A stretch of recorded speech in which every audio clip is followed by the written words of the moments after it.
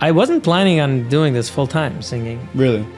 Before I even got married, someone told me, you know, you might as well make some money on the side. You have a good voice. Just to sing for Shira choir.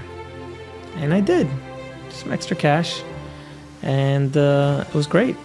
I think it's historically accurate to say that no one in the Heimish Jewish music industry has ever gone. Correct. Like, how does that happen? It was complete siyata d'shmaya. I got a random email from a video of like a Chad Gadya. You know the Chad Gadya? How has that impacted your life? I mean, I imagine besides for your business, just your life in general, the way people would speak to you, talk to you, meet you, did that change? Like, did the popularity change? Hello, everybody. Welcome back to another episode of the Meaningful People podcast. Ooh, nice. We sat down with Shulem Lemmer on this week's episode, and we asked some of your questions. Yeah, some of you sent in questions via speakpipe.com/meaningful minute. And we even played some voice notes from you guys. We had some anonymous questions sent in. So thank you. You're part of Meaningful Minute Plus. That's what you get. You get to send in those questions. So thank you so much for everyone doing that. Shulem Lemmer is such a breath of fresh air, such a great guy, and I can't wait for you to listen to this episode with him. Want to say a big thank you to my friends at Batyas Kitchen. Shavuos is coming up, right? And you just finished cooking for Pesach practically. You just put away your stuff and cleaned your kitchen. Do you really want to start cooking all that stuff again? Or do you want to call Batyas Kitchen and get gourmet, 5-star incredible food? Well, let me tell you something about Batyas Kitchen. They got a dairy and meat menu. They have upstate delivery on Mondays. They have gluten-free food. They're under the Tarnopol Kashrus, and Batyas Kitchen is world-renowned. Everybody knows Batyas Kitchen. Everyone loves her food, and that's why her food is everywhere. You don't believe me? Go check out our Instagram. Warning, you might get hungry. You might be craving some of Batyas Kitchen. Well, you're in luck. Head to batyaskitchen.com and order all your food for Shavuos today. Also want to give a big thank you to my friends at Rothenberg Law Firm. That is injurylawyer.com, injurylawyer.com. Maybe you've seen their billboards all across the highway, but now you're listening to your favorite podcast and you're hearing about them again. If you're ever in an accident, ever in a situation where you might need an attorney to represent you, whether there's negligence, whether there's an accident, whether there's workers' compensation, whatever it might be, you head to injurylawyer.com. That is injurylawyer.com. Do that for yourself. You can fill out a free case evaluation. It will give you a call. I actually spoke to someone this week who, like I mentioned last week, they were in an accident and they reached out to me. They said, "Oh, you mentioned a lawyer. Are they good?" I said, "Yeah, they're amazing." And he reached out to them. He filled out his case evaluation for free, and they called him. They spoke to him about his case, and that's as far as I can go because the Rothenbergs are extremely confidential, and I won't find out on their end, and the friend didn't tell me what happened in the end. Maybe he's a billionaire now. I don't know. Probably if he's working with Rothenberg, right? Injurylawyer.com. That is injurylawyer.com. Make sure you know the website and you give him a call today. Now, enjoy this episode with Schulem. You are listening to the Meaningful People podcast. The podcast featuring our nation's most impactful, influential, and meaningful people. Alrighty, Shulem Lemmer. Can we open a GoFundMe for a microphone stand? No, for I like holding it. He had a stand last episode we did this morning. I like holding it. What happened to the stand? You had a whole stand here. I like holding it because I move and the mic's gotta stand He anchors likes holding the mic. He wants to be in control. I feel like you have control. Well, isn't that issues? Control. You have to be in control. Isn't that why you do it? For those who didn't hear yet, he manned all the cameras, set up everything, all the lighting, all the recordings. Nachi is in control. I don't like doing it, but so it's very interesting. This is gonna be an interesting interview because he has no choice. This is gonna be an interesting interview because people think we're gonna come here and we're gonna just talk about your life. And I think people know about Shulem Lemmer, like, he had that record deal, he started singing at a young age, you're a chazan, and I'm sure we'll touch upon those things, and we will talk about that a little bit. But I also opened up the floor to a lot of the listeners in the larger Meaningful People community to send in questions for you. So that's Interesting. That's gonna be. So didn't know that. I came, That's exciting. I know you asked Yeah. me to come on the podcast. I'm like, oh, what am I doing? Well, I'm going to sing. I'm not singing. So what do you want? I'm a singer. What do you want to Although hear your from me? voice warm-ups, by the way, that alone is content. You know what's interesting? I was by a concert. Were you listening to what was happening here? It's pretty intense. Yeah. I don't think you understood I was what just trying to happening test the mic and give you whatever.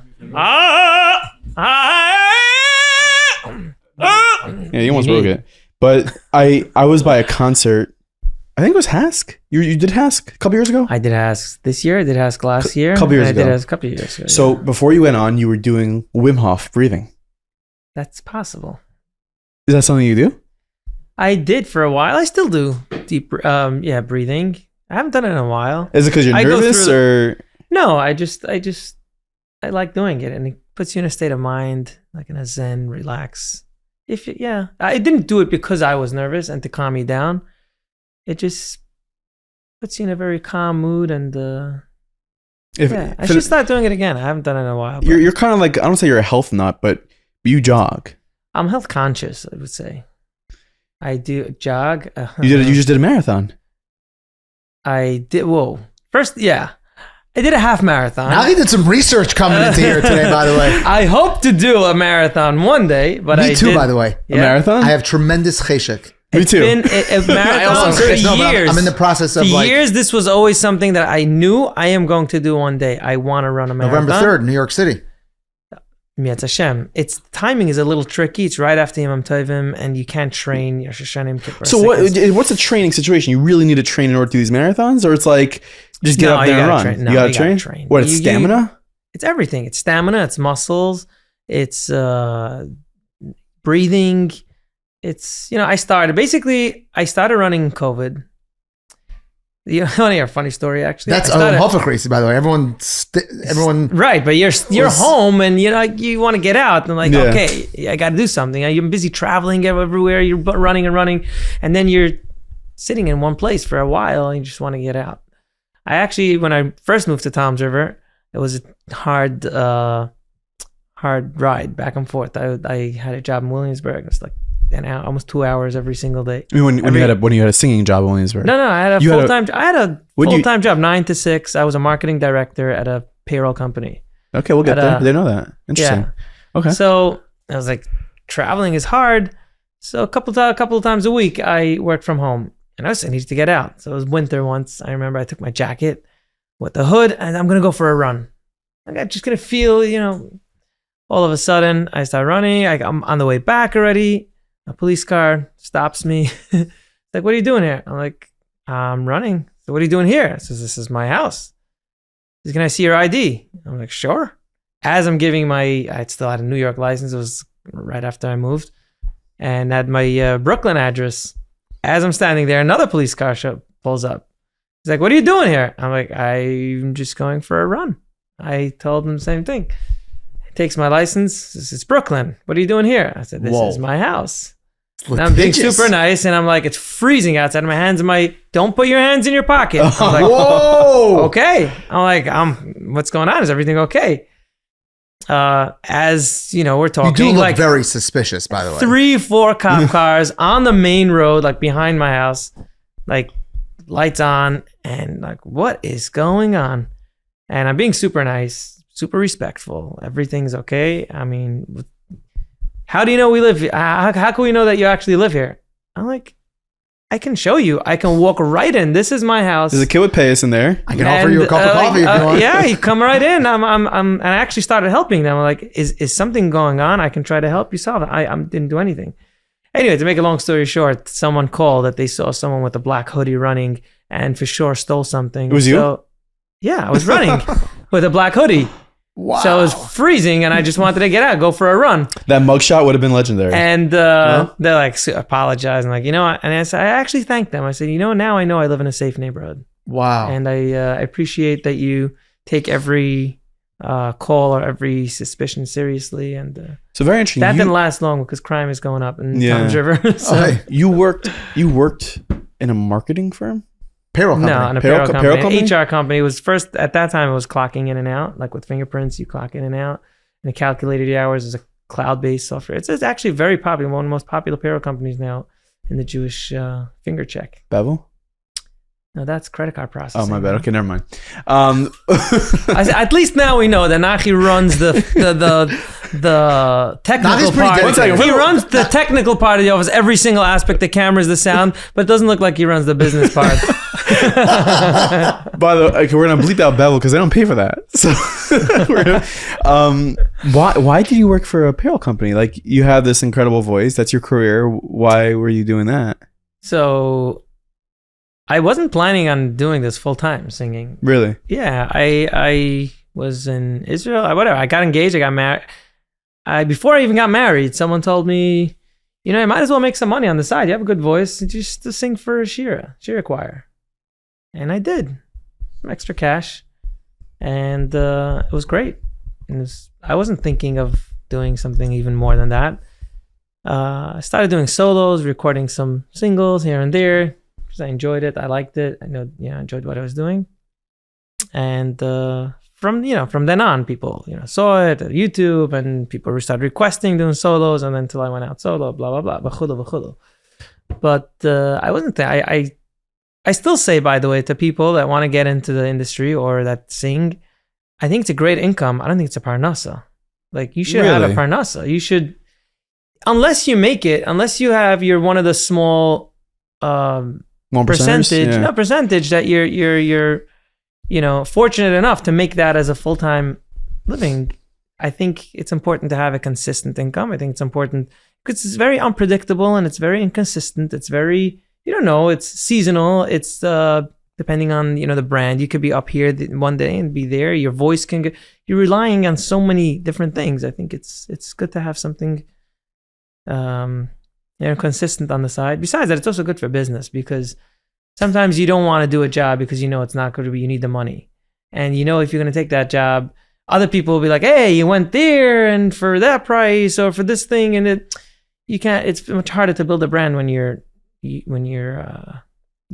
that money. So it's interesting. We've interviewed a lot of different singers, and I think that's the first I've heard of someone who didn't bank on it sort of being there full time. Like, all the other singers were like, I stopped everything and I'm going all in and I wanted this. Like, they had that aspiration. It seems like almost happened by accident in a way. It wasn't by accident, but it's like Hashem led me to that direction. And I think in general, we can do ishtadlis, but whatever is bashet is bashet. I always enjoy doing it. I always felt like I want to do it, but I think it's a responsibility to do that full time, to have something else as an income. You can't, it's not something it's not like a different business. And you said, okay, I'm going to open a new business. I'm going to put all my effort in it and start building this business. I think this is so dependent on other people liking you and wanting you. It's not something you can decide that you're going to be successful at. Right. Also, right? Your relationship with that role, what I'm hearing from you is that you're able to keep a certain purity, a certain altruism to it. Keep yourself honest. Yeah. Correct. As long as it's not the sole and exclusive source of parnassa, you're able to treat it with that haligicity. You're able to give it that pure. That's true. That's you giving too much credit. I mean, that for sure also, but I think in general, if you want to, it makes sense. Like, if I want to open a company of furniture and like, okay, I'm going to dedicate my time now. Obviously, I'm going to put away savings just in case it's not successful for a certain amount of time. And then, there's a path forward that you can work on, make it happen. Obviously, you need siyata d'shmaya on everything, but singing, you can be the best singer. You can do whatever it is, but it's still, I think, it depends on other people enjoying you and liking you. It's a tam v'reich. It's not like a business. You need customers. So you do sales. On you have to sell yourself. If people don't want you, don't like you, there's nothing to sell. How about I mean? I got what you're saying. I think it's very, if it happens, if people want you, people like you, then great. Then you start seeing an income coming in. Like, oh, okay, I should do this a little bit more often. I should do this. Maybe I can do this. I did full-time work from 9 to 6 while I was singing every single night. I was already considered popular and busy until at one point I started traveling a lot. That's when I felt guilty taking a paycheck, because I was like, I felt like I wasn't doing enough work. And that's when I, decided to go out. Nice. And do that full-time. Nachi mentioned something briefly, and I'm sure a lot of people are familiar with the fact that you got a contract, a deal Right. with Universal. I don't want to gloss over that because I think it's something that you've gone to a place where I think it's historically accurate to say that no one in the Heimish Jewish music industry has ever gone. Correct. And Shulem's Heimish? no, but like Jewish music Yeah, for sure. to Define Heimish. I'm going to put you on the spot now. I can't. I'm sorry. the intersection of the Jewish music industry and the Correct. world music industry, you really charge that, you trailblaze that path. And like, how does that happen? How did that happen? So I think continuing on the same trend, the way that we're talking about, it's not something I reached out and say, hey, can I get a record deal? I want to go the next step. I want to do something. It was complete siyata dishmaya. I got a random email from a video of like a Chad Gadya. You know the Chad Gadya video that I remember when it came out, I was trying to find out who posted it on YouTube because it wasn't perfect. I know how it works. The skibadaddle over there in the middle Yeah. goes differently every time. I did it the same because I was still in the middle of learning it and the whole parts. I was trying to get it off YouTube. By the time 3 days were in, I was still trying to get it off YouTube. It was already so viral on Facebook and everywhere. I had like collectively probably a couple 100,000 views then before it was like, YouTube was as popular as now. And someone saw the video and I think he was in radio then, and then he became an executive at Universal and he reached out in emails. Like I'm in charge now of hiring new talent. I saw your video and I've been following your career since. I've seen the amazing things you do. I think you're an incredible singer, and would you consider and would you come for a meeting? That's literally nothing that I did. Do you think it was It's spam? Siyata Did you think it was spam? Oh, yeah, of I get a course. lot of I thought it emails was also spam. that they're just like fake. Naki gets Yeah, emails yeah, all yeah, the I time thought- from Universal. and No, he's like not they're sure. like, No, I definitely thought it was. You know what I'm talking about? Like- yeah, spam or like a prank or something. I did. yeah. The name was very, yeah, it was a lot of, but I said, listen, I started with a nice email back. Thank you so much. I was very skeptical about it. Like, do you want to meet? Like, maybe have a conversation. And Kachava, it was a, meeting in Borough Park, I remember. And it was very, very legitimate. And I was super excited, super pumped. And obviously, at that point, I'm like, this ain't happening. It's impossible. But many, many months of discussion and, with the right lawyers to figure out how it could work, we signed an agreement. We got a record deal. And I'm very fortunate, Baruch Hashem, and I'm very happy about it. How has that impacted your life? I mean, I imagine besides for your business, which it could be, you'll tell me, of course, the Jewish world went crazy because like, oh my gosh, now he has a record deal. Now you're going to be way more popular. But just your life in general, the way people would speak to you, talk to you, meet you, did that change? Like, did the popularity change? I'm not sure because it's always, I guess so. It's always different. You go out on the street or you go into Bismedrish or wherever you go, and people stop you and like, oh, you look familiar. You're the, and you're like, yeah.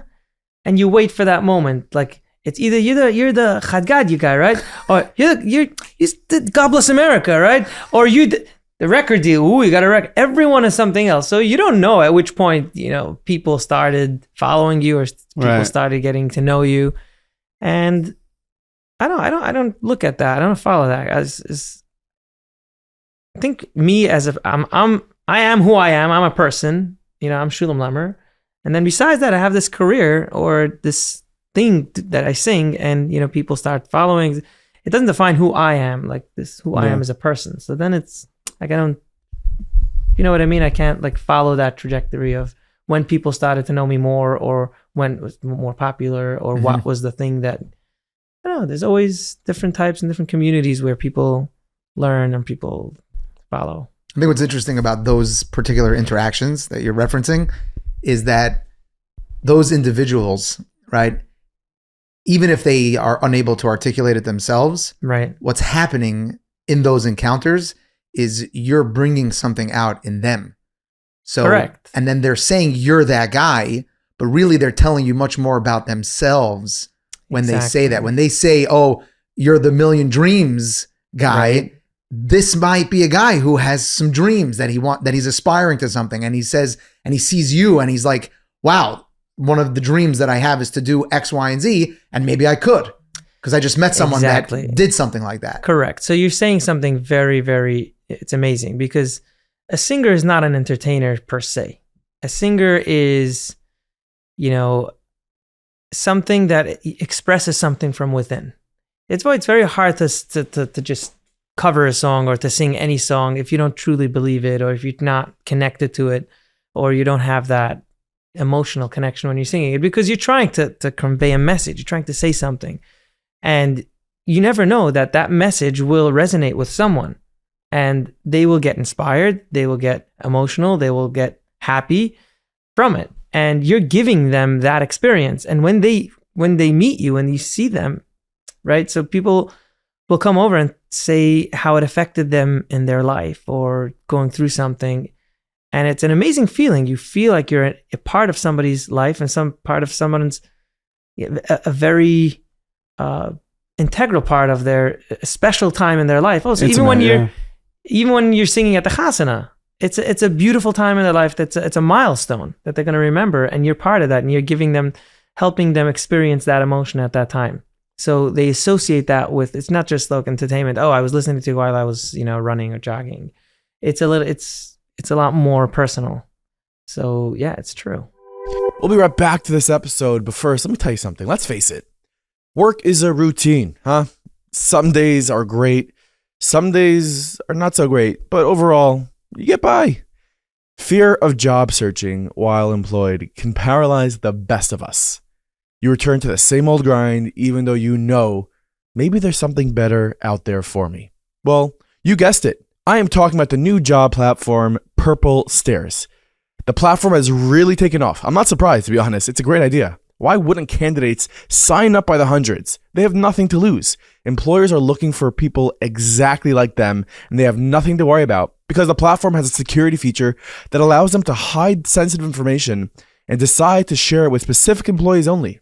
So I'm going to try to do like that fast thing. Side effects of joining Purple Stairs may include sudden jobs. I'll do one more try. Side effects of joining Purple Stairs may include sudden job satisfaction, unexpected career advancement, and severe excitement. Go and check out Purple Stairs. Candidates sign for free. Platform is perfect for those seeking a job openly or in confidence. Not affiliated with any recruiting company, and no recruiting fees are ever charged. Head to purplestairs.com. I want to get to a question that was sent in via speakpipe.com by Mia Kaplan. Hi, Schulem or Nachi or Mama, whoever's listening to this. Hi.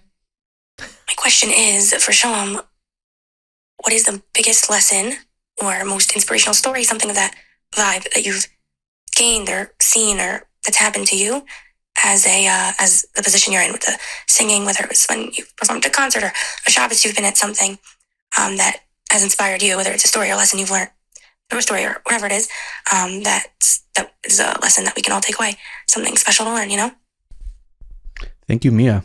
Thank you.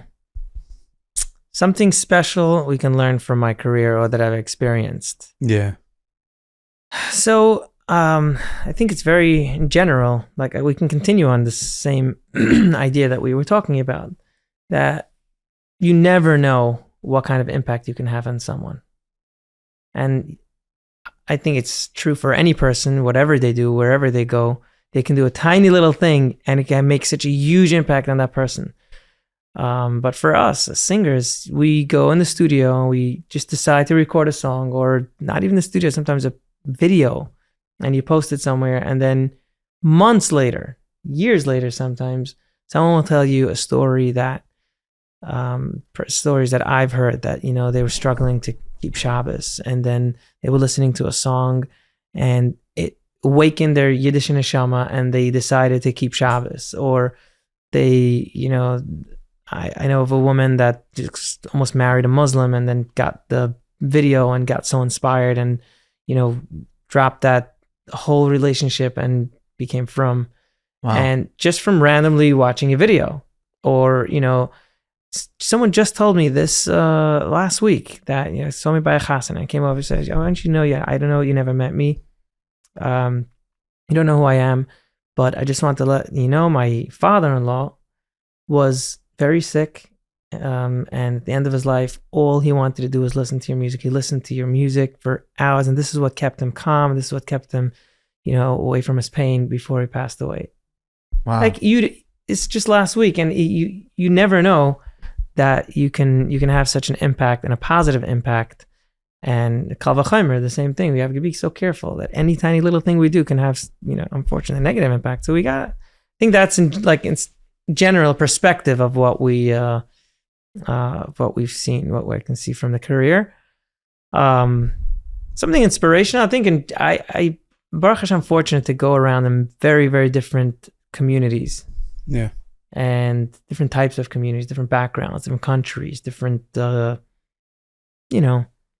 and it's beautiful to see that at the end of the day, we all come together as Am Yisrael, as a nation.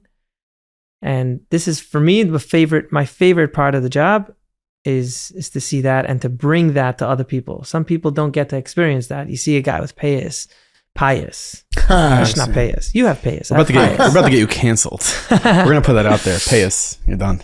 And and people are so inspired. Like, wow, I've never met a chassid that knows how to sing or can do this and was so approachable. I was like, have you ever met one? Period. It's like, no. So exactly.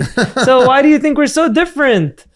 And it bridges that gap between so many different communities, and that's also that's the favorite part of. I love that. Do you feel like, especially since the whole universal thing, do you feel like a pressure that you are that chassid, you are the Hasidic Jew that sort of in a way represents Hasidic Judaism for a lot of, whether For a it's lot of different people, less right. affiliated, not Jewish, like does that give you like a lot of pressure?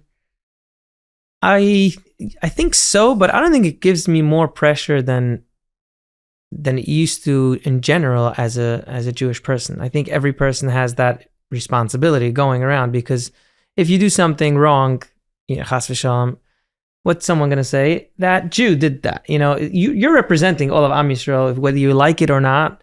If you wear a baseball cap when you go in the airport, they're going to know. I mean, you obviously, unless and especially me, I'm very obviously Jewish, very visibly Jewish. So for some people, I'm representing Hasidim to Jewish people that didn't encounter many Hasidim. For some people, I'm just a Jew. And we have that responsibility, publicly, not. So personally, on a personal level, I don't think that gives the responsibility, because the person that knows me from Spotify or from the screen or from YouTube, is I can control what I'm doing, what I'm giving out. So that responsibility is, I think, is easier to control. So I don't feel that much pressure, I would say. I think it's more or less, it's more in general as a Yid. Yeah. No? Going back to something that you said a little bit earlier, that when people come to you with feedback that a certain song or a certain album or a certain video got people through certain times or inspired them to make certain decisions and make changes in their life, I think it's really remarkable. Technology has done this in general. Right. Back in the day, the limitation of time, maybe one of the first creations was time. Right. The very first creation, before there was a before and after. Or Bereshis. Bereshis. Yeah. Right? The first creation was mamish just in the beginning, because before it was just Arein Seif. It was just the infinitude of God. Infinitude. Yeah. And once the world, the universe as we know it, was created, so time became this limitation. That was. I think it says Vayer v'bagiyam echad. No, what does it say? That's the famous question. I think. Which one said it? It should be Rishon. It should be Rishon, right? Because there's no right. It can only be Sheni after echad, right? Yeah. But the first. So, yeah, don't quote me. we're kind of on a podcast, so we're gonna quote you. Yeah, you just quoted you. Yeah, exactly. Either way, kuli amale pligi, that before the world existed is a nonsensical term, because time only exists within the confines of this limited earthly world. It used to be, back in the day before technology, if you want to inspire someone, it's got to be done in real time. Right. You have to impact people in your presence. As soon as we can record something and disseminate content, all of a sudden you have a situation where you did something 2 years ago, and it today still continues to inspire people. Residuals. that's having an impact without any limitation. It's like impossible Correct. to know. It was true back then in different ways, but you could write a book or write a sefer, and we're all getting inspired. But now, But that too is technology. The advent of the printing press was crazy technology at the time. Correct. And that's why I think it's extremely important whenever new technology comes out, we could use that to continue to inspire. And so singing, and then video becomes popular, and then boom, you come up and decide we're going to continue to inspire people and interview people on video. And Pretty crazy. yeah, There were a lot of questions sent in. we didn't even get to Nachi's keeping us schmooze. on Why task. questions? What? We didn't even start getting to schmooze. I thought this is just an intro. Like we're not. A lot of these I have to not read though. It's interesting. A lot of Wait a second. Can I interview for a yeah, second? go for it. While I find the right What? question, you could. Okay, like how did this come together? Now that you want to inspire people, right? What made you get into meaningful people? Menachi, I don't know, man. I Sure. First that's of a all, good question for you. Nachi is Menachem. Menachem Mendel. Menachem Mendel. Yeah. From the Bavcha Rebbe? Yeah. Really? Yeah. We're Chabad. Heise Chabad. I Gej. see. Very, Oh, very obvious. Been working on this thing for 20 days. Sphera alert. Yeah, literally. I don't know, man. It just happened. It was. This is not my interview. This is your interview.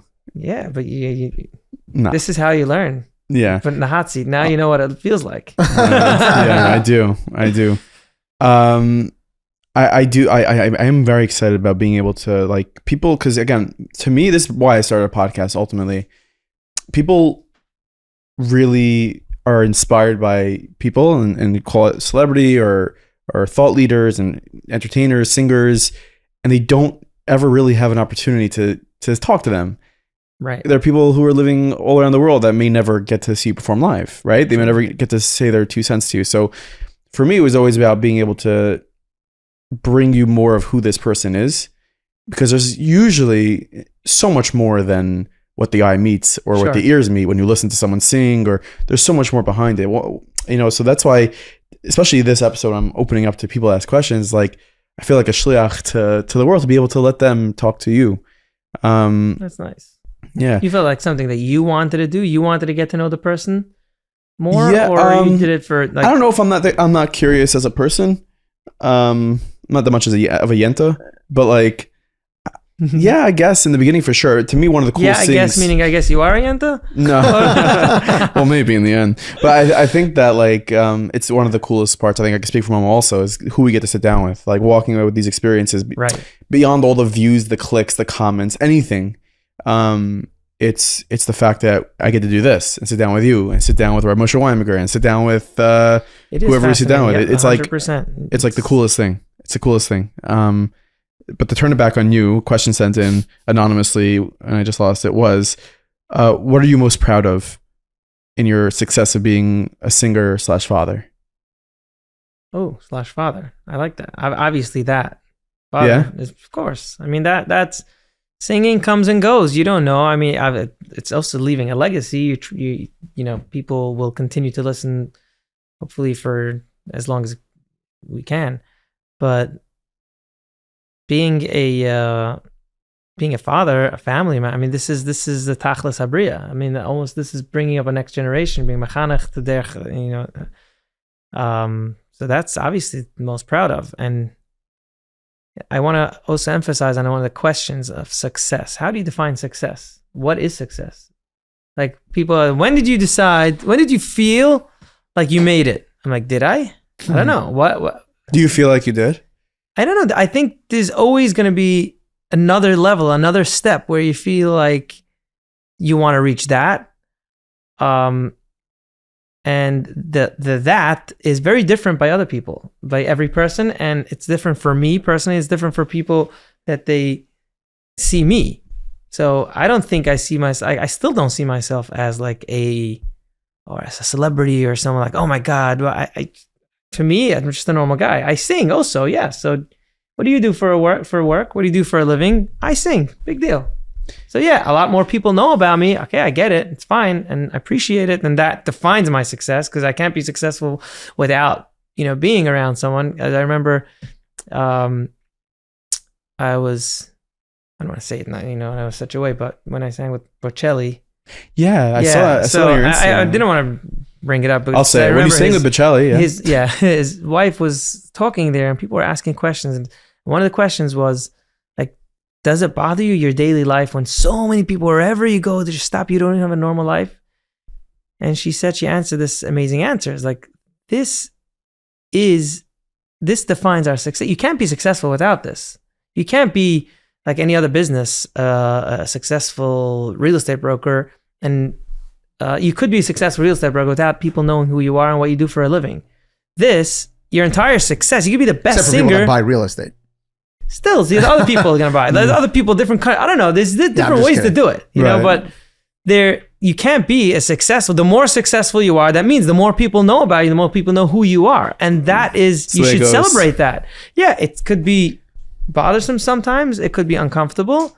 Yes, but this is part of the price. If there was a magic pill that you can take where you are successful and you have the career, but it doesn't come along with the notoriety and the fame and that public persona, would you take that pill? I always say that from day one when I started singing. I want to be successful and I want to be like popular, because that was like the defined success in what I do, but not in my own community. I want to be a normal person. I want to have a normal life. So I guess the answer is only in Tom's River. Not so much, because I am a regular person in Tom's River. Right. Or even here, I feel like, sometimes people will stop and share a story, which I think is extreme. I love to hear those stories. It's important. It inspires. It continues to inspire. You never know.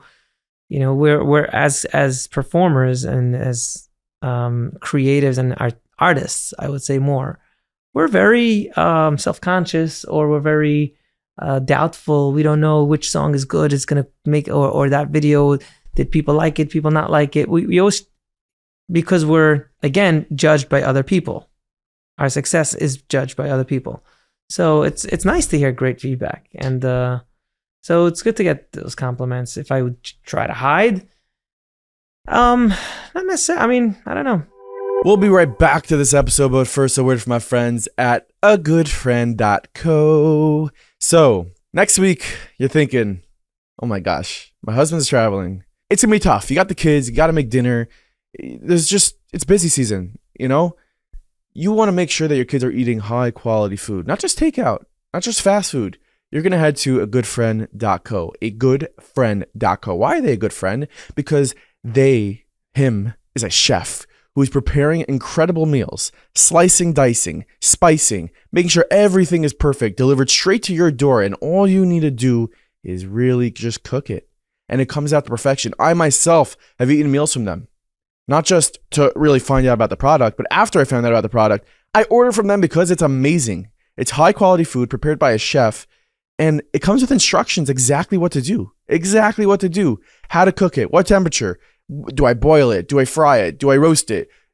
And guess what? If let's say it says fry and you want to be a little healthier, you could bake. It's amazing. You don't have that option when taking out from a restaurant. So make sure to head to agoodfriend.co, Use promo code MEANINGFUL for $36 off your first purchase over $100. That is promo code MEANINGFUL for $36 off your first purchase over $100. It really comes out to be economically a right decision going through agoodfriend.co, and your kids will thank you. So head to agoodfriend.co. Also, something else your kids will thank you about is Toveedo, obviously, because you don't want your kids watching those shtussim out there. You want your kids watching Kivi and Tuki, Bella Bracha, Shimshona Gibor. You want your kids watching the good content, the values and the morals that you believe in. And that is on Toveedo.com. There is an agenda that is being pushed, and a lot of the content that's being produced out there from Hollywood or from other places. And honestly, you can't let your kids watch that and walk away. You can't. It's just not safe. So take back control. Take back control of the information, of the media that your kids are taking in. And if they're going to be taking in media, you make sure it's through meaningful people. I mean, Toveedo.com. Toveedo.com. You're going to use promo code MM10 for 10% off your subscription right now. That is promo code MM10 for 10% off your subscription right now. I think that's something that people don't maybe know about performers in general. And like, I recently spent a lot of time with a very popular singer, and something I came out with, and this is honestly, I've seen this with everybody who's well known, is like, they're super regular and super normal and so insecure. Like, the more vulnerable that you have to be, which you're writing music and putting it out there and performing and doing weddings, and all, that's extremely vulnerable, and you're being judged by so many people. 100%. Like, it's impossible. Is it impossible not to be insecure? Are you sometimes insecure about? I mean, Baruch Hashem, if you're surrounded with great people and that you're in a good place in your life in general, so that's why I said it's extremely important for me. It doesn't define who I am as a person.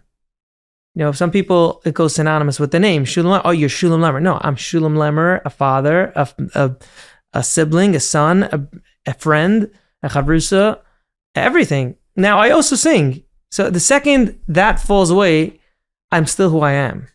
And it's extremely important to make that foundation. And because if your entire being is dependent on other people, and the second you're not as good, or the second people decide they don't want you, or there's someone else, or whatever, doesn't matter for whatever reason, you lose your self-worth. You lose yourself, whoever you are as a human being. So that's a tricky. I think we were talking actually with Rabbi Rothenberg, who's a Rav and a therapist in the Toms River community. His Rav. Sure, my Rav. Was your Rav? And his therapist. His mom Shigavald. HIPAA? He told me this one story about you. I'm kidding. He's Mama Shigavalt. Yeah. He's a great guy. Unbelievable. An amazing person. Yeah. Really incredible. Also, I didn't put a I think it's disclaimer. important also to put to have a Rav that is also a therapist is such an advantage, because if you walk into our shul, you see a kibbutz galius. You have a Hasidish, Litvish, modern, yeshivish, Sfarad, Ashkenaz, young, old, and it's not a community. It's not a base medrash which provides a service of minyanim. It's a community. We actually know each other. Go to each other's simchas. Go to like we schmooze. You can have a like a table of schmoozing by the kiddush or shalashudas. So many different, all these people, the different types of people that I just mentioned, on one table discussing as friends. And it doesn't happen by accident. This needs its work, and you put in the work, and you bring people together, and you give people what they need and what I guess they're missing, and they're. So yeah, he's incredible at It's like that. one of those and shampoos that are like soap and shampoo in one. It's like those 2-in-1 Old Spice. You want to develop the muscle, or are we? No, I think Yeah, it's... we should. What's the nimshul again? No, it's 3. Conditioner, shampoo, and soap. So a rabbi and a therapist is like... Rabbi. Okay. Oh. Yeah. We're going to make Rabbi Robert dress up like an Old Spice bottle this for him? No? No, it used to be back in the time, the towns, they used to have, the Rav needs to be the Shaykhit, the Moil, sometimes the Chazan as well. Yeah. And, I brought him up because we were talking with him about Kal Yisrael is Mikam Yisrael, but we have a tendency to go with like this herd mentality. That as soon as something becomes like the thing to do, we really just like go all in on that inyan. Right. And we were amplifying the value of individuality, of not ascribing your self-worth, as you mentioned, to what other people say and think about us. And it's a tremendous avodah. Like that, there's a lot of self-work that needs to go into knowing your value, knowing your worth, independent, irrespective of other people's opinion and what other people 100%. might be doing. And like you said, in an industry where everything is defined by other people's decision making and other people's opinion and other people's popularity. Perception, yeah. So like that really magnifies the need to do that work. Yeah, I 100%. I think that's why a lot of parents are skeptical with their children singing, because they can't comprehend that. They can't make that distinction. And it's very hard for a child soloist that's been very popular, and then they lose their voice because their voice changes, and they go into a depression. It's like they're not who they are. Really? Who am I? Right. I'm not the person I used to be. I'm not the man I used to be. The kid I used to be. So it's very important to have that distinction and to be conscious about that. Would you So let your where kid? did we get to that? I'm trying to go back to that point where we got to that. But Dude, anyway, yeah, it's like your shul. It's a challah pot. exactly. Would you let your kid, like, if you wanted to, whatever they want to do, whatever they want, I'll like- support whatever they want to do. anything? I'll try to guide them in the right direction, but they're you know. Al pi darkei. Al pi darkei. Yeah, chanech lenar al pi darkei. I once heard a moide gewart, not just al pi darkei. It's just, you know, we say ilan b'mei averechecha periseicha masukim. So, you know, we're like a tree and we give out peris. It says it's a lot deeper than that. A tree only gives out, like an apple tree. He needs to know how to treat apples because he gives out apples. We, as parents, we give out apples, oranges, grapes, strawberry, and we give out everything. And we need to know how to deal with every single one. So it's a lot more than just an Elon. We have to treat it. So, but really, I don't push anything on any of my children. Whatever they want to do, of course, I'll try to steer them. If they want to be a singer, I'll try to help them. Teach them whatever they want. If they want to be a drummer, they can do that. If they want to be a plumber, I'll help them. I mean, yeah, I don't think it's healthy to push specific. You can give them options, but to push specifically a child to do something, then they're always going to do it because they were told. They and think that they you want them to do it. right. They're going to do it to please you, and then you find people in their midlife crisis figuring out, wait a second, what am I doing? Why am I here? So try to encourage them to do something that they want and they are passionate about. Seems like you're a family man. You know, I saw on your status you built a nice little toy house for your kids. Yes, and you asked me for a link right away. I did, Can but I say? because I thought it was for adults, and it's not. It's it looked a lot bigger. Yeah, it's a small little tiny playhouse. It looked like you built like a mansion on your property, but it's like a Yeah. little toy, little thingy. Yeah. How do you handle the travel, being away from family?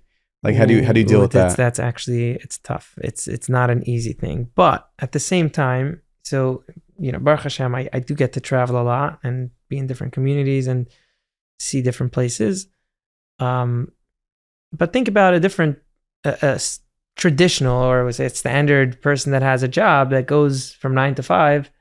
They Or have 6. to leave, or 9 to 6. That goes to Minyan before or learning, and then till he comes on the travel. He's out of the house from 7, 8 o'clock latest, and comes home at 6 p.m. So the kids don't really see much of their father as well. A little bit maybe here and there, Shabbos. So on the contrary, if I'm actually home, I can be there for them in the morning. They come home from school, spend time with them, do bedtime, baths, everything. You know, I can just be there. Yeah. Shabbosim was very challenging until till Rosh Hashanah. This year, Rosh Hashanah, I decided I don't do the Shabbosim. I think that You don't do last year, I think I was home for maybe, and I probably count on my fingers how many Shabbosim I was actually home. Really? And I traveled a lot, and I was at from concerts that I had to go away for Shabbos, or bar mitzvahs, or organizations, simchas, and just all these different types of things. And because I'm getting older, it was not a tough decision, but it's a big chunk of parnasa. And I said, whatever. I can't say I don't do it, because I once asked one of the big Shabbosim I was there. They had a makubal and a rav and it was right then when I it started like feeling guilty. My kids are getting older. I remember right at the beginning of COVID, my then oldest was 6, and he's like, "Why did Hashem bring the virus?" I think I know. Really? Because Hashem wants you to be home. Wow. Shabbos. From then on, I was like, wow, okay, I need to start being, going to shul with him, being Shabbos, a meal. And I asked then one of the makubal over there, like, I would tell you to go home, but I've seen what you've done over here. And it's the nicest Shabbos I've been to. Such a beautiful davening, and this mirrors that you say, you have to do this shlichus. So try to do it less often, maybe, or raise your price. So, this is what I did. I raised my price. So I'm home a lot more. And if someone wants to pay for it, no problem. If I get more busy, I'll raise it even more, because I don't want to be away that much. I want to be home as much as possible. There's a Torah that I'm very fond of. I may have said this in the past, but it's mamash the nakuda that you're expressing. Mm-hmm. By a pidyon ben, the Kayan asks the father of the baby, my Batyas Tfei. Right. What do you want more? These 5 slime or the baby? And it seems like a gelechter. It sounds like a joke. Of course, the baby. What do you mean 5 slime? I prefer 5 slime over the baby. But we still go through the motions. And the Kayan asks the father, what do you prefer? These 5 slime or the baby? My Batyas Tfei. And maybe as a newborn baby at 30 days old with 5 slime, maybe it sounds like a gelechter. But every time the next job comes up, and every time the next email comes up, and every time we're trying to sit at our dinner table with our kids, there's some deal that's distracting us from being present with our kids. All of a sudden, my Batyas Tfei is not such a gelechter anymore. And we have to answer that question on a daily basis. I like that. And it's a constant struggle. I think even for me, saying that I am there, I can't say that I'm fully present all the time. It's very, very hard. You know, at one point, we, one of my children were a little bit more acting out as usual, more of a lebendige Hevdaman. And you had a lot of keys? No, not that type. But you know the radio. Yeah. But so it was to therapist or whatever. This trying to figure out, being very proactive parents. He wasn't the problem. It was just them, trying to figure out how to deal with it. And at that time, as much as everyone is trying to be, not expose their children to anything, but you see here a video here, a tablet, you have their own tablet with the filter, and then you try to this and only Jewish on Toveedo, and then they go. The therapist said, listen, it has nothing to do with what they want. It's like it stimulates the neurons in the brain, and it gives them the dopamine, and it gives them the high, and that they want it. No watching whatsoever. Get rid of everything. And this is what we did. We decided, it was right after Pesach, got rid of every tablet, every screen, everything. And it was just till like Ba'omer. It was right after Pesach. The flight back, they were watching because it was delays, and it was fine. And we decided till like Ba'omer, we're doing a contest. No one's going to watch. I deleted all Instagram, all Facebook, all social medias from my phone. My wife did the same. We got rid of everything. No watching at all whatsoever. And they did it. We did it to like Bomer. I think we just went to Sky Zone afterwards. That was the biggest prize. And or something like that. And it's still been like this. It still stayed. You haven't gone back? I haven't gone back.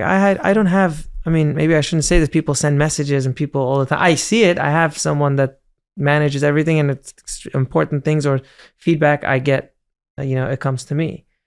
But no, it's a much calmer and easier life. I aspire one day, I want to even more. You get busy on WhatsApps, or sometimes you're just busy.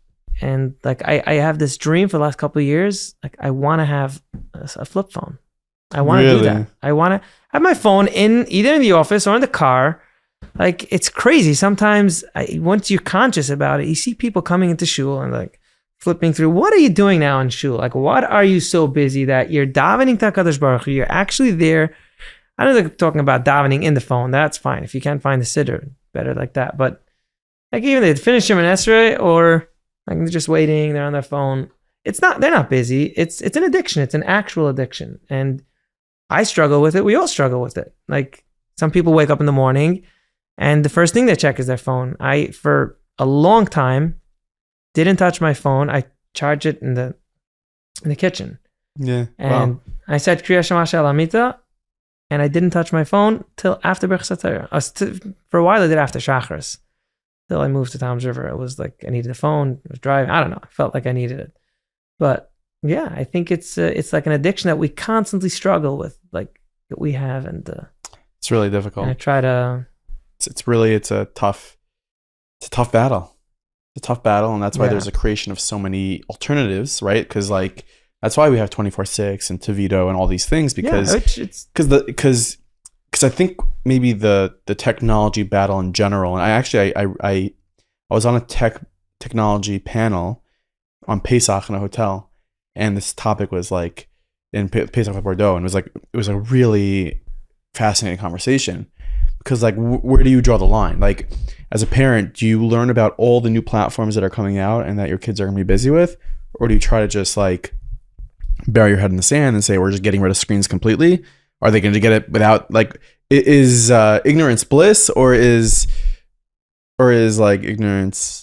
I'm not a psychologist. I'm not a mechanech. But I think it's extremely important to educate your kids on a way where like you're exposing them to certain things. If you're going completely out of, sheltering, I don't think it's great. It worked till a couple of years ago, till maybe 10, 15 years ago, and people lived their entire lives, continued being sheltered.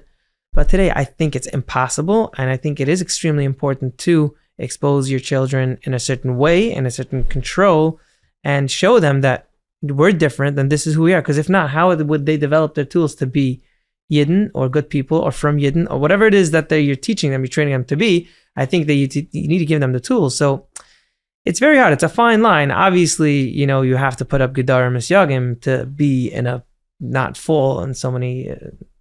Right. We'll be right back to this episode, but first, let me tell you something about my friends at Town Appliance. The summer is here, and your outdoor space is looking a shtickle schwach. It's just not organized. It's not set up. You want to make sure you have your grill. You want to make sure you have your patio all set up and beautiful, and that's why you're going to go to townappliance.com. Sales are constantly happening. The best staff to work with. Those representatives know exactly what you need. They know exactly what you're talking about. And Shavuos is also coming up. You got to make sure that oven is ready to cook some dairy food. This is a special mission. That cheesecake ain't going to cook itself. You have to make sure that you have the appliances that you need in order to host the friends that you have to have a beautiful Yontif. And that's why you're going to head to townappliance.com. That is townappliance.com. Or better yet, message them on WhatsApp. What? Yeah, message them on WhatsApp right now. Hit the link in the description in the show notes of this episode. And reach out to Town Appliance. I also want to say a big thank you to everybody who's listening to this podcast. I really, really appreciate you, and I love meeting you. And I will be in Florida this week doing an event at Gems. It is a beautiful dinner in Aventura. I'll be interviewing Rav Judah Michelle there live. So if you are in the Florida area, check out this event from Gems. It is going to be a night you don't want to miss, and I look forward to seeing you there. I think also the way you described that table in the shul, Klal Yisrael it's made up of a tapestry of people. Sure. There's different factions and there's different upbringings. There's different standards. There's different communities. 100%. So it's hard to prescribe. It's very hard to, exactly. And it depends on what the friends are, what the community is, what the family has been like before, what they're used to, what the cousins are, what the grandparents are. It's really hard to know. But I think in general, it's also like. But what is universal though, even within that though, sorry to just close that loop. What is universal, pardon the pun, is that there be an approach to it, that not to just haphazardly let it roll and let it happen by itself. Because if there isn't any mindful, critical thinking being applied to what standards you are implementing in your home, then it's chaos. Right. I 100%. I agree. People ask me if I'm okay, Pesach going away, and sometimes I go to Pesach programs. Sent in, actually. One of the questions sent in is like, how do you make a decision? Because I don't know where you went Pesach. You went to the last couple of years Colombia? I go to Diamond Club, Colombia. Yeah. So like, it's very exotic, and it could be your family, a certain minhagim but once you go there, you're exposing your family to completely different. Right. So it's something that I've thought about and asked and try to approach it in the best possible. It's just not just Pesach, but Pesach is a longer period of time. But even going to different communities for Shabbos, and if I take my family for Yontif, for Shoshana, and Sukkot, and going to, and generally, like I said, especially in the Hasidic world, where you grow up, this is your way of life, and this is us.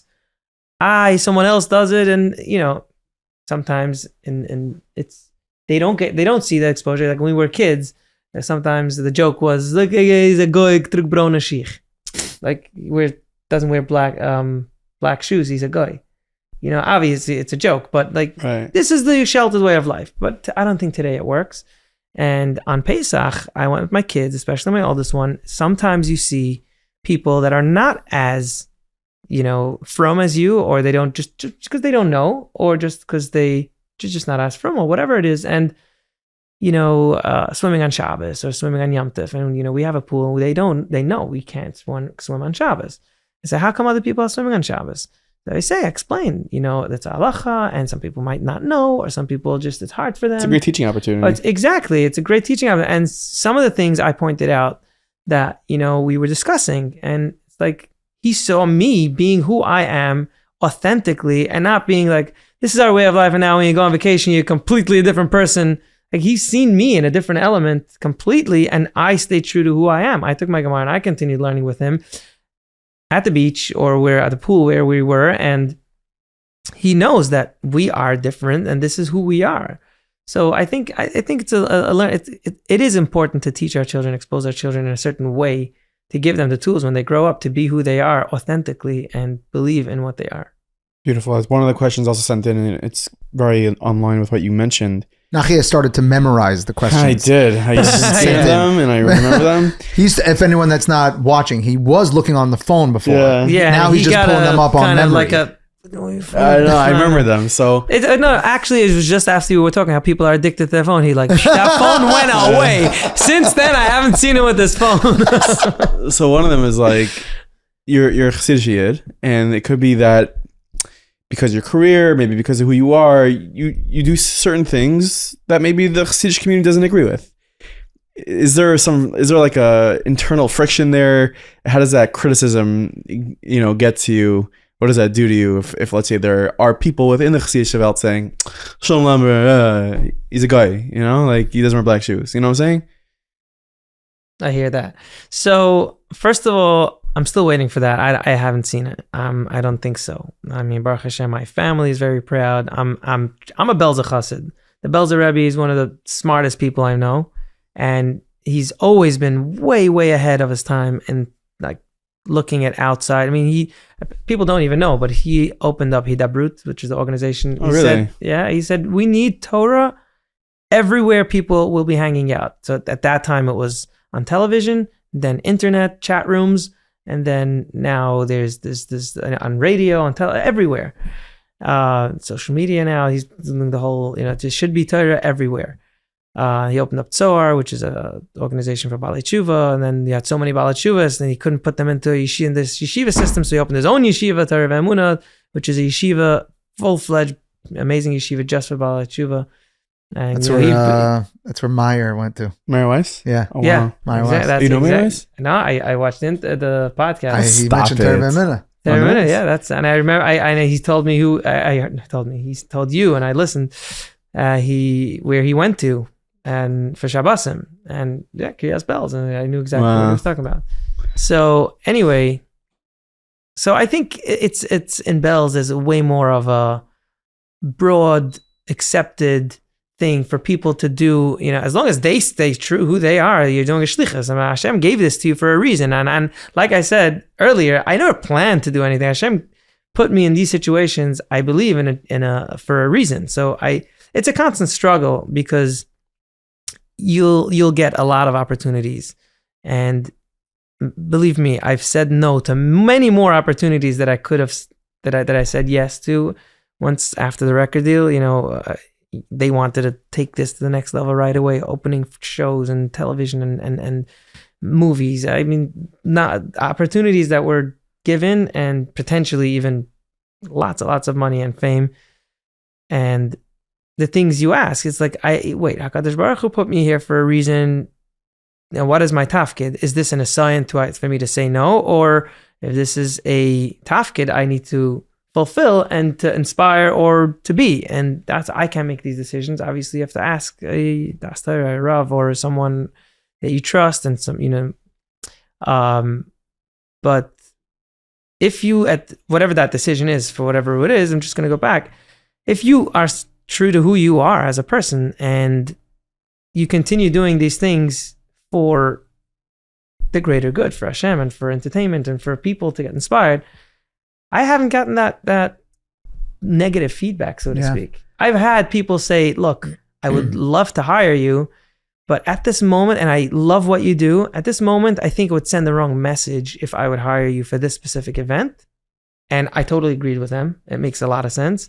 If at a certain point, things change and the wind blows a different way, like, fine, we would hire you. I totally get that. It makes sense. I wouldn't want it to. When I did the English album, I specifically didn't put it on, 24/6, not 24/6. Then back it was I didn't advertise it in the Jewish magazines, they wanted to. I said, I'm not pushing. A lot of them are Geisha covers, and I don't want to be the one putting it into let you decide. Like Shulem Lemmer is a kosher singer. Now they're going to start singing. It's a fine line. What is considered Jewish music and this and that. But I'm not. But you can do whatever you want. I'm doing what I got to do, and you do what you do. It's not. I find that very inspiring personally, because all of the success that you're seeing in your career, that is the Eibishter facilitating that success. 100%. And when that same success breeds an opportunity to do something that with Das Torah you determine that the appropriate response is restraint, right? That's very, very challenging in your position to know that even though the Eibishter opens up this door to potentially walk in, is that a door that I'm supposed to walk in through?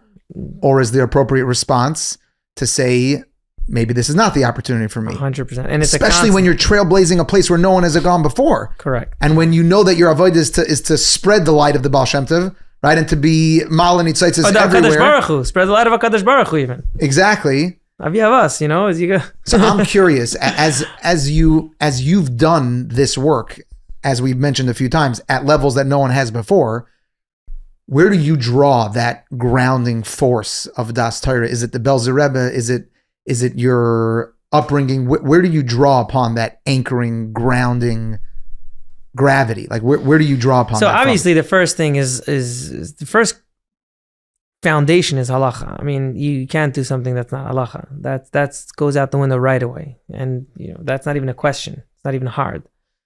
The question is when it's a gray area on it's completely mutter, but what message is it going to give? What, does it pass, a pastios, a pasnish, or will it expose other people like unnecessarily? What are your children? How is it going to, affect your personal life?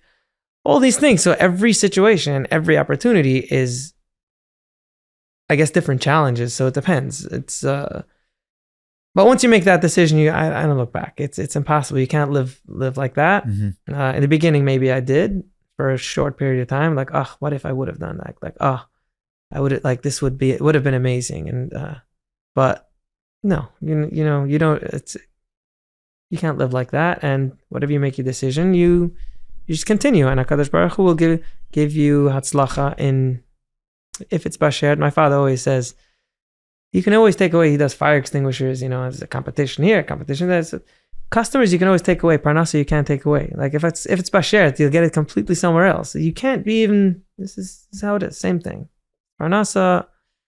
It's just the question is of more of a fulfilling, like a spiritual thing. Do I need to do this or not? And this is like a tafkid or it's an assign. Like you don't know. That's why I can't make those decisions. It's part of Gullus. It's part of Gullus. We used to have the Urim V'Tumim to tell us exactly what the Eibishter wants from us. Yeah. In Gullus, we have to figure it out. Yeah. Even they have to. I mean, they have to ask questions. It's okay to ask questions. Like we don't always have the people. Sometimes, they don't know what to do in their life. They don't know what they're tafkid. They don't know what they're doing. What inspires them. It's okay. We all are in the same boat. Some people are a little bit more clarity, and some people less. But we're all like here in question, not knowing what to do. We just have an instruction book of Torah that this is what we do. This is how we live our life. You seem very mellow, very content. Like you're the Wim Hof. I told you. Is that it? Because you should know. No, I haven't done it in a while. Listen, I once tried Wim Hof before a podcast, and I swear I almost passed out. I almost fainted. It's really intense. You do Wim Hof? The breathing, the cold plunges. You do cold plunges? Yeah. Really? I do cold shower after for a couple of years. Way. After the shower, I do it on the coldest. How long? And at first it was a couple of seconds. Now I can be there for a couple of minutes. Wow. I asked, Rabbi Jonathan Rieti? This is amazing speaker, Rabbi Jonathan Rieti. I was with him on Pesach, and he's in great shape. And I was literally moderating a panel, and I said to him, how are you in such great shape? And while someone else was talking, he's like, cold plunges. I'm like, what? He's on a certain diet. He said he doesn't eat carbs before a certain time, and after a certain time he does intermittent but he does cold plunges. Yeah. You do cold plunges. Yeah, I try. Look, this is what they used to do. They used to go to the mikveh every single day. What do you think? The mikveh was hot? They went to the river. Yes, It was cold. mikvahs are hot. Yes. No, they didn't have Isn't that heat. reason- Rivers used to cut through They the didn't ice, take the ice, to get exactly. into the water. To get into That's the why water. he was. No, it was a kaddish, but But just you're very like chill. You're very like. Even when I saw you before the concert, you were about to go on stage. I always like focusing on the performance right before they go on stage. And I can tell you, there's certain performers I look at. I'm like, oh, this guy is freaking out. You know, like, yeah, I this know. guy is good. He's nervous. I've done some therapy sessions with singers that like needed to be Right? relaxed. Yeah, sometimes. and so like successful ones, challenging like big ones, but Yeah. you're just very like, Zen vibes. yeah. What's maybe the secret? that's a facade. Maybe that's just a way of dealing with. Well, is it? like Tell now me. I'm on camera. I'm extremely anxious. I'm just overcompensating. Nah, just kidding. No, like what's Like the people secret? always say, you look so when you sing, it's beautiful, but most importantly, you make it look so it's so effortless. I'm like, it's hard to sing, and it's even harder to make it look effortless. Give up. You know, it's like, no, but I don't know. This is naturally who I am. I'm not. Really, it's natural. I guess I don't know. What's I your don't like? think What's the very fancy watch over there? What's your BP? Like, what's your Now, so I started doing this. My heart rate's now at 56. 57. Jeez, are you alive? 56. What is that? That's Is that- low. That's low. Yeah, BPM. I guess. Yeah. You know what that's? Just went down to 54. Should we call it Zala? No, 54 is low. Less than 53, a beat per 52. second. No, beats per minute. Yeah. Beats per minute. Yeah, Yeah. I was an EMT. I know these things. You That's- were? What do you mean? yeah. You stopped? Why'd you stop? So I had this one call. I really messed up. No, I'm kidding. I never. Zala, you get to save lives. People. but you saw every that. You saw single this day, video you get- recently. This No, wait. Let's do it for a I'll get second. there. 1 second. There's this video recently. This Hasidic guy on a plane. He doesn't have WhatsApp, so he probably didn't get to him. There's a Hasidic guy on a plane. I think it was Rav Shaila Karastir. People on the way back from Karastir. This Hasidic guy's on the plane. He goes, announcement. We have a bunch of Hatzal members on board. Very, very bored. A lot of ADD.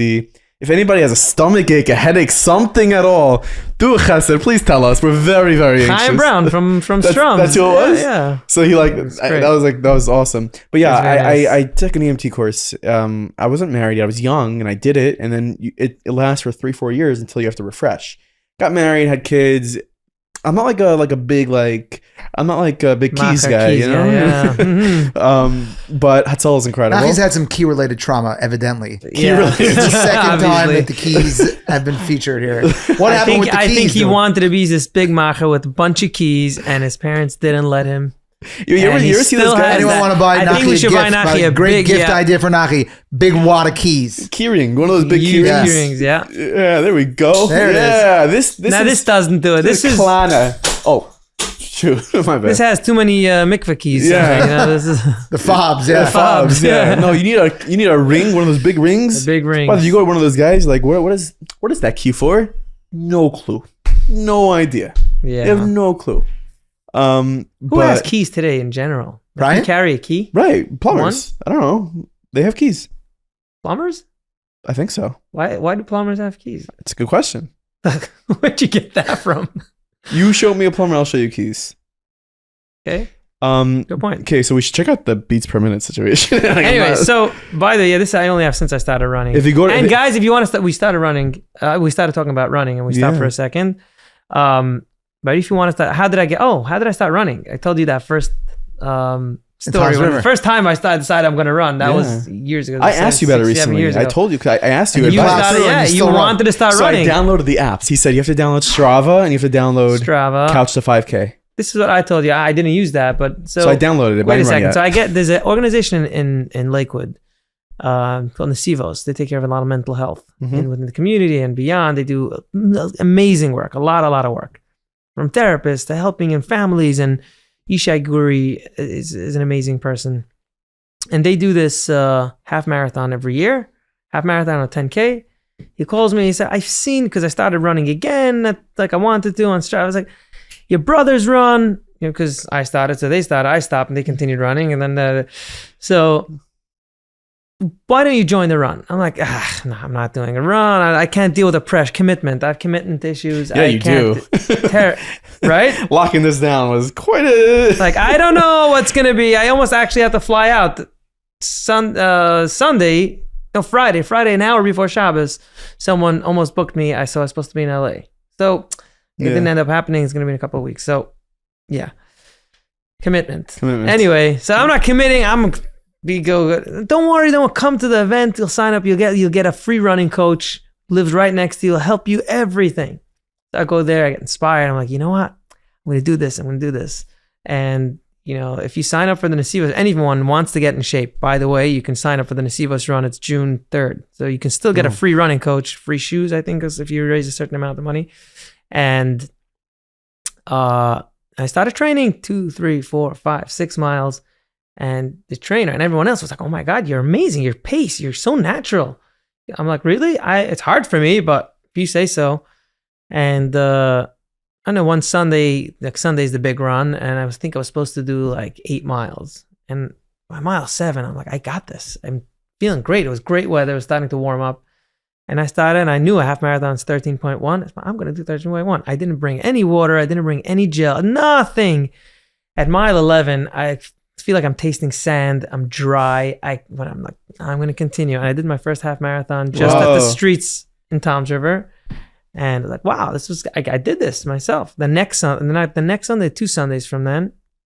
And that's when I had a 10-mile run on the plan, the schedule. It's a straight, like you're jogging straight? Straight. Yeah, no stopping. In the beginning, I used to stop and stop my watch. I cheated. I stopped my watch. There's no coffee. There's no pasta. Is there like holy schnitzel on the way? No, but if you want to be motivated, think that you're going to get a holy schnitzel and run towards that schnitzel. Yeah. That doesn't work for me, but if that works for you. What works for you? Nothing. Just the actual running. C minor? That works for you? Yeah. Fancy singer? C minor, yeah. Is C minor a key? C minor, high C. C minor is a chord, but... Yeah. Sorry, my bad. C major, much more popular chord. B minor is taka popular, no? C major because of the A minor scale. Yeah.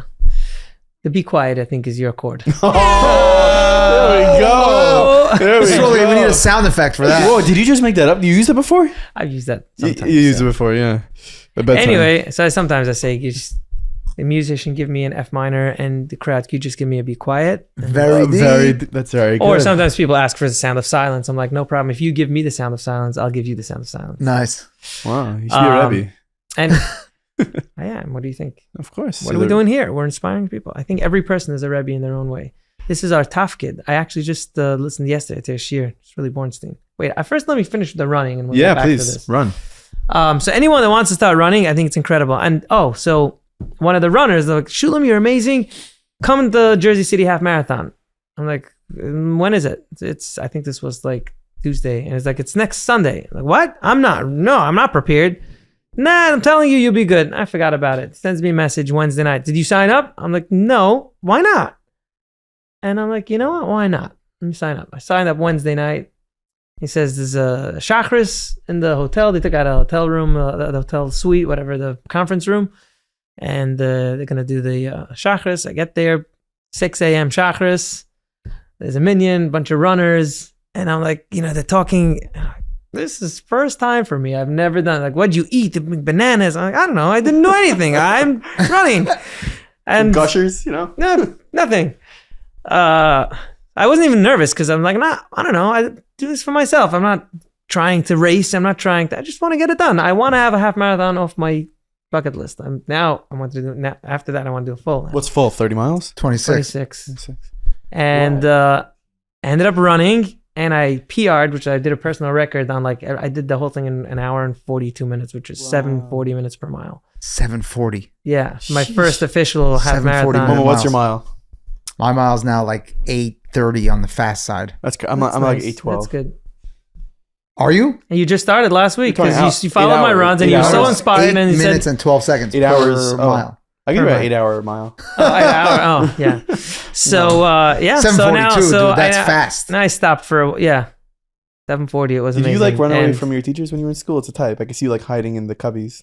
No, I was actually pretty good. I was a pretty good student. These cubbies giving surprisingly. But anyway, so I love running. Running it's another. In the beginning, I used to listen to stuff. Now, just nothing. Nature. It's kind of like a Zen moment of just being in my own head because we don't get that a lot. I realize that we don't have that time. That's why I also love Shabbos in a way. But even Shabbos, you always have company. going to the shir, going to catching up on the daf, you have hosting a whole bunch of people. Yeah. You don't get to be in your own, in your own head. You People run used to and take quiet, people used to take like long showers to think, but even then people take their phones or whatever. You can't run away. You can't you run like this is my time. I think things through. So I enjoy that part a lot, Very and I interesting. enjoy the grind. The like no pain no gain. So pushing yourself. You do it. You Schwitz. do it. I don't schwitz, but You don't schwitz? I'm not a schwitzer. I schwitz when I finish running. When I Huh. stop, when I relax, that's when I start to schwitz. Wow, because you're I mean, we'll still see now the Lakewood humidity in the summer. We'll see how that works. I think I did do a run on Pesach in Colombia. That was like extreme humidity. The real feel was like 105. Ooh. It was so humid, and it was, that was a hard run, very hard run. My heartbeat went up to like almost 200, like 190, almost 70.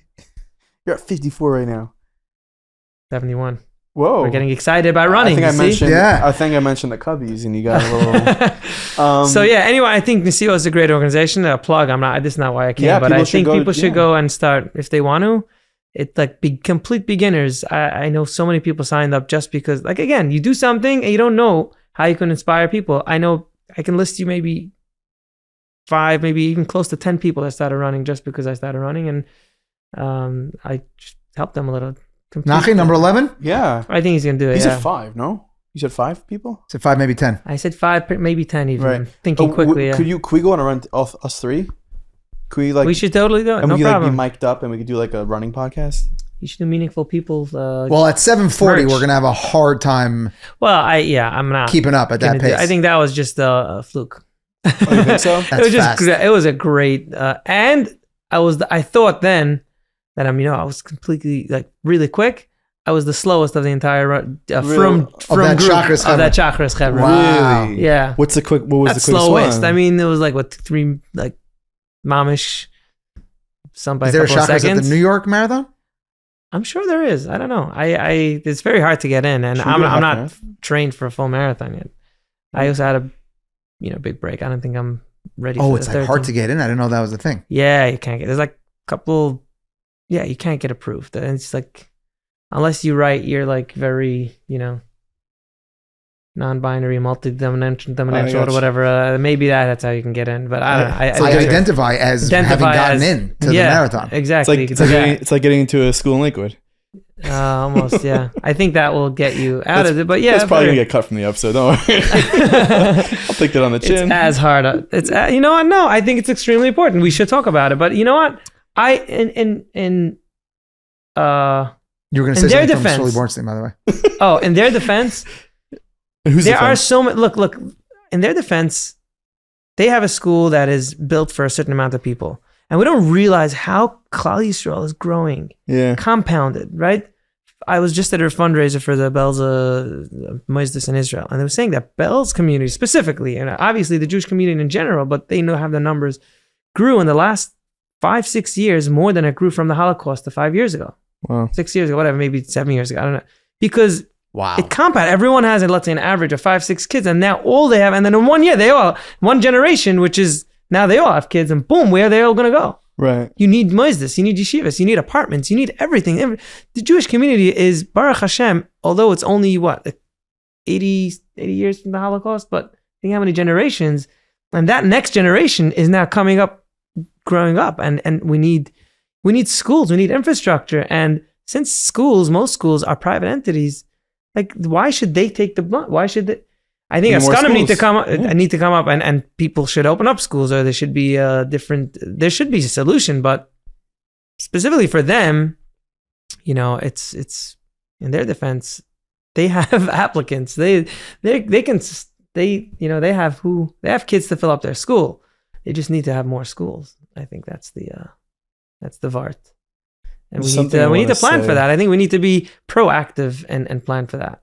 Are you passionate in about? Are you general. passionate about that? I'm very passionate about school About like and chinuch acceptance and like yeah, rejection. in general, I think we should. I think chinuch and school, and it's the most important job of the entire world. You have your children, and some people, for some odd reason, they put so much effort in the clothing that they put their children on and go make sure they all match, or make sure the business or the house that they're in and good. But the school system, they just put babysitter for a couple of hours, and then not a babysitting service. I think it's a partnership in the chinuch of your child. If you don't talk to your child's rebbe or school at least once a week and kind of figure it out and see how you're checking in, see how you're doing, be on the same page. Like, why? Why are you just trusting blindly? I think in general also, who am I to say, but in the chinuch system, I think the easiest job to get is in the chinuch. Like any other job, you need a certification, you need a resume, you need someone that's out of koil. It's a pasnish to get a job somewhere else. He's going to be a mechanech. He's going to be a rebbe. It should be harder to be a rebbe. I don't know if it should be harder. I think there should be some type of certification and that Maybe you have to renew. Maybe it varies by the community, but I think that's changing. I think that is changing everywhere. But I think there should be like a general understanding of child psychology, general understanding of chinuch, general understanding of, I mean, I'm sure it's changing and there are great schools and I just think the standard in general should, who am I to say, but it's important. It really pains me when it's so funny. Every year, I don't know when it is exactly, but every year around, maybe it's around now even, I don't know, Pesach time, we get like messages to Meaningful Minute phones of like, I want to sponsor, Meaningful Minute. I want to sponsor content, because it's seminary day coming up soon. Like, we're getting our seminary answers, and there's a lot of people who get rejected, and it really, honestly, it pains me. Very it pains sad. me, It's and very, very sad. And obviously, there's optics, and people can't take, and this and that, but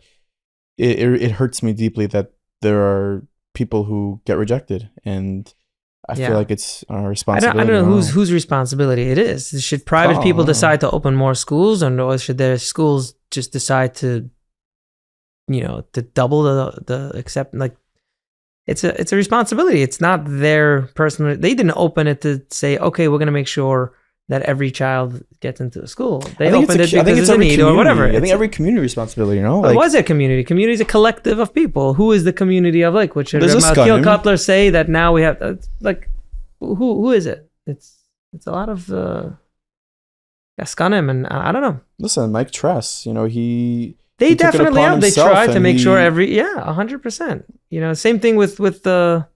So I always thought that the Rabbanim in general should, or collectively, all of Am Yisrael should make like a thing that you can't hire a chinuch, any person, any staff member in chinuch, unless there's some type of certification that you should renew every 2-3 years. Like, at least you should have the basis and you should have a pulse on what's going on. I think it's extremely important. But also, it's a staggering statistic that you said before, though.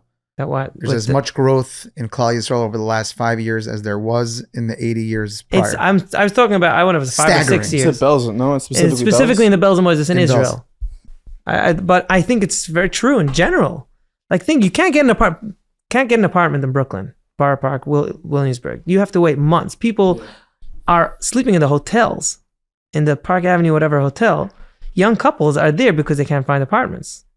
So, and you would think Lakewood expanded so much, people went out of Brooklyn, like the Brooklyn exodus, right? Both are true because we need so much. You know how many people are getting married every single day? Think about that. And it's just multiplying. I mean, you're expanding so much in every community. We have to accommodate to that. Yeah. Hashem should help us all. Amen. Shulem Lemmer, thank you so much for coming in. We finished the intro? So now starts the questions. That is all for today, but we appreciate you taking the time and jogging all the way here. Like, very deep. 40 mile. Nachi's gonna run back with you to Tom's River. No problem. I'll meet you there. Anytime. Thank you. Thank you. I appreciate it. Thanks for the time. Thank you for the listeners. If you stayed till now, and I appreciate it. It means a lot. Does it? How much does it mean? It means that they want to hear. Listen. I asked you, why do you want me to come on? I'm not singing, so I'm a singer. After it comes out, we'll find out. If people want to hear what I have to say, then I appreciate that you stuck around and if they're still felt here, like you obviously you were inspired that you stayed till now. If you're still here, just comment on YouTube that you're still here, I guess, and we'll see it. Not for the comments, not for the likes, it's not for the subscribers. It's just for them to be inspired to become better people. Mamish, better Yidden. Amen. Yeah. Schulem. Yeah. Shkayach Yid. Thank you. Thank you so much for listening to the podcast, and thank you for leaving a review, rating 5 stars, and commenting on our YouTube channel. Thank you. I really do appreciate it. It means a lot to us over here at Meaningful People. Shulem Lemmer says hi. He loves you all. He really does. And we have more episodes coming your way, so stay tuned. Coming next week, another episode. Might be a midweek episode this week as well. So you want to hit that subscribe button on the podcast player. You want to make sure if you're watching on YouTube, you hit that bell and that subscribe button, because we have a really exciting episode that might be coming out in the middle of the week. I'm not going to spoil it for you guys. I'm not going to say who it is, but don't worry. You don't want to miss this. Trust me. We will see you again very soon. Srili, take it away. Adios, amigos.